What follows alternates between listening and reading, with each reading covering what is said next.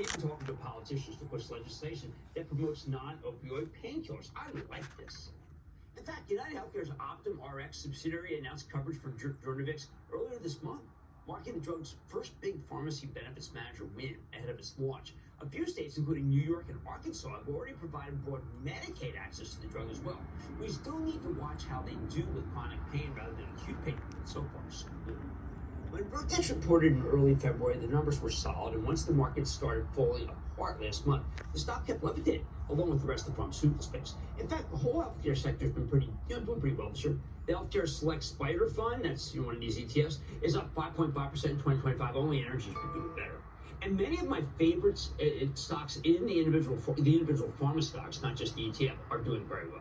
Longtime Cramer fave and charitable trust holder Eli Lilly's been volatile at times because it's a high multiple growth story, okay? In other words, it's got a high PE, and it pre-announced this 24th quarter numbers on this show in January.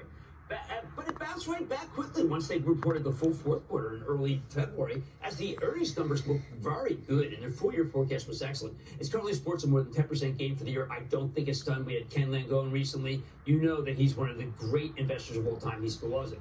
Prescription data for Lilly's lead GLP-1 drug known as Mounjaro for diabetes, Zepbound for weight loss, continues to look strong. The next big catalyst for Lilly this year should be a phase 3 data readout for trials evaluating an oral GLP-1 drug. Right now, you gotta stick it in you. That's expected this summer. I remain very positive on the stock of Eli Lilly.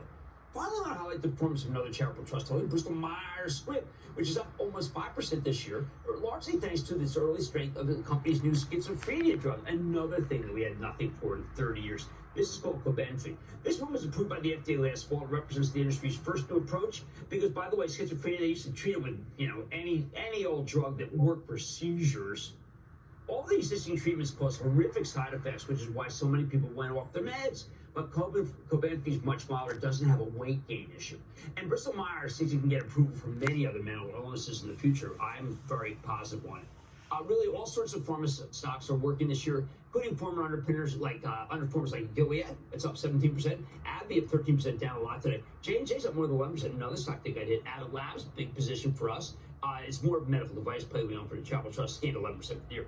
The relative safety of these healthcare names has trumped some of the remaining questions about the group, like any potential adverse impact from the Health and Human Services Secretary, RFK Jr., who's got a bad attitude for vaccines and maybe the pharma industry in general. Here's the bottom line. Even in a hideous environment, many of the pharma stocks have soared, especially Cramer fave Vertex, with its revolutionary non-addictive painkiller that can single-handedly beat the opioid epidemic. I know the group was weak today. It's been weak for a couple of days, but I think there's opportunity here to buy these stocks. I just went over, as the cohorts really cooled down from that ridiculous spike that I warned you about a few weeks ago, I think it's time to do some buying. Now, tune in tomorrow night for another installment of this series on the first quarter's biggest winners, the stocks that triumphed over the brutal correction. I'm going to go to Lou in Pennsylvania.